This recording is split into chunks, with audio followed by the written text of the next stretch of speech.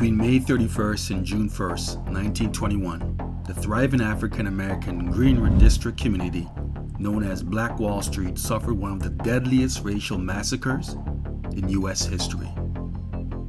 On the morning of May 30th, 1921, a young man named Dick Rowland, who worked in a shoeshine parlor 1 block away, rode the elevator of Tulsa's 4 stories tall Drexel building to use one of the segregated public washrooms downtown. He was in the elevator with a young white woman named Sarah Page. Page, at the time, was the elevator operator of the building. Now, the details of what actually occurred during this event will vary from person to person, but specifically pertaining to the elevator, this is what has been understood. While Rowland entered the same elevator as Page, it is believed that he grabbed her arm, presumably to stop himself from tripping and falling into the elevator. In the moment, Sarah Page was probably startled, caught off guard, and may have screamed. Immediately after, Rowland exited the elevator. Page's scream or cry caught the attention of Renberg's department store employee, who then summoned the police. Now, the very next day, Rowland was arrested by the Tulsa police as they began their investigation. Page subsequently wrote to the county attorney asking that the charges against Rowland be dropped. The case was eventually dismissed at the end of September of that year. But it didn't just end there. A brief investigation took place, and the Tulsa police later said that whatever happened, it was also certainly not intentional. Once again, it didn't end there. While Page did not lay any charges, later that same afternoon, the white-owned newspaper Tulsa Tribune published a false account of the event. The article headline stated, "Nab Negro for attacking girl in an elevator." It also stated that Rowland attacked her, scratching her hands and face and tearing her clothes. So from there, news of a black man's alleged assault of a white woman spread like wildfire throughout the community of Tulsa and became exaggerated with each telling. On May 31st, when Rowland was taken into custody and held by authorities, black men from the Greenwood District quickly gathered outside of the Tulsa County Courthouse. Around the same time, a white crowd grew to over 2,000 people. As the crowd grew, an armed confrontation occurred between the white crowd and approximately 50 black men that were hoping to stop and potentially defend Rowland from being lynched. As things became heated and shots were fired, the crowd scattered, immediately followed by a barrage of gunfire between the two armed groups. Over 2 hours of fighting and general chaos continued throughout downtown Tulsa.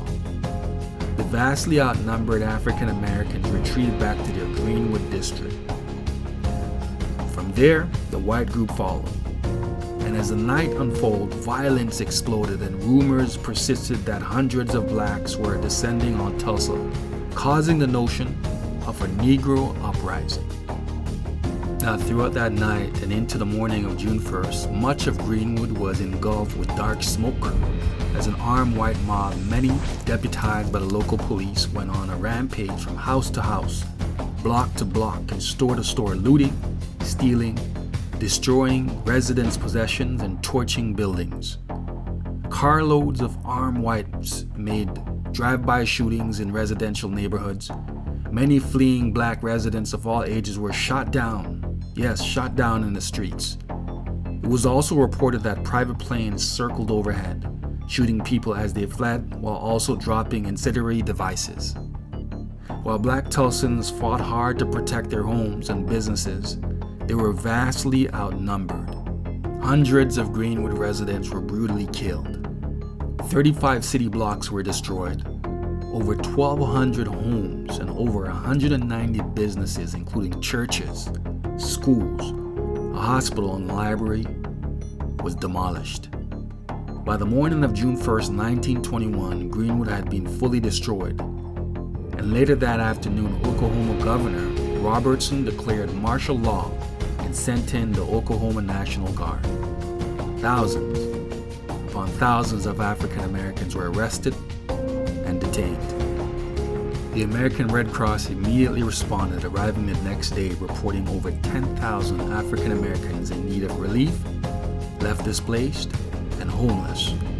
The Tulsa Massacre was the first time the Red Cross was mobilized to provide relief outside of a natural disaster. Survivors were left with nothing after their homes were looted, and according to a 2001 State Historical Commission report, 2.7 million insurance claims were denied. City officials, law enforcement, and guardsmen rounded up thousands of surviving residents, and they were forced for a time into camps overseen by the National Guard. The total number of murdered black individuals is said to be over 300, but the exact number is still unknown today, some believing up to 1,000.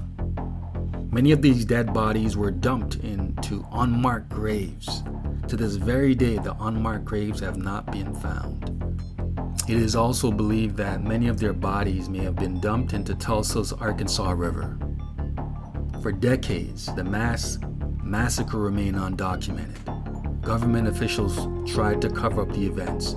It was not taught in Oklahoma schools as a part of their state history lessons, and for many years, little was done to tell the story through public commemoration or other activities.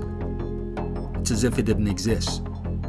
Years later, in recent years, two survivors that were there when Black Wall Street was burned down, Leslie Benningfield Randall and Viola Fletcher, and descendants of residents from Greenwood, sued in September 2020 against the city of Tulsa and other defendants. In June of 2024, the Oklahoma Supreme Court dismissed the lawsuit. The court wrote in its decision, "We further hold that the plaintiff's allegations do not sufficiently support a claim for unjust enrichment." In the Tulsa City Commission report, issued 2 weeks after the massacre, their mayor, T.D. Evans, stated the following, quote, "Let this blame for this Negro uprising go right where it belongs, on those armed Negroes who started this trouble and who instigated, and any person who seek to put half the blame on the white people are wrong," end quote. To this very day, no person or institution has been held legally accountable for the injuries arising from the mob attack on Black Wall Street, America.